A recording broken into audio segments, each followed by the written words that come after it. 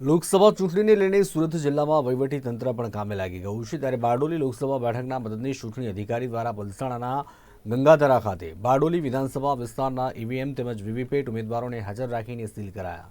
આવનારા દિવસોમાં લોકસભાની ચૂંટણી યોજાવાની હોય ત્યારે લોકસભાની ચૂંટણીને મતદાન માટે 23 બારડોલી લોકસભા બેઠક ઉપર વહીવટી તંત્ર દ્વારા યુદ્ધના ધોરણે કામગીરી કરવામાં આવી।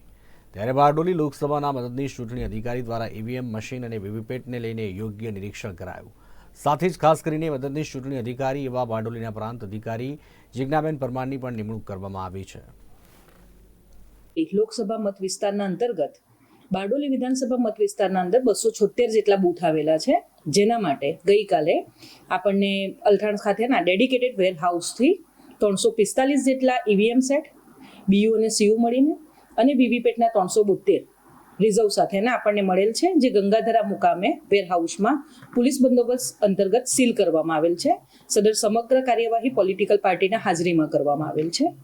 આપણા 276 જેટલા બારડોલી વિધાનસભા મત વિસ્તારના બૂથ પૈકી 1,35,820 જેટલી મહિલાઓ, 1,46,000 જેટલા પુરુષો અને 8 જેટલા ટ્રાન્સજેન્ડર મળીને કુલ 2,81,911 મતદારો છે, જેઓને મદદનીશ ચૂંટણી અધિકારી તરીકે મહત્તમ મતદાન કરે અને લોકશાહીની આ ચુનાવનો જે પર્વ છે એના અંદર સહભાગી થાય એવી હું નમ્ર અપીલ કરું છું।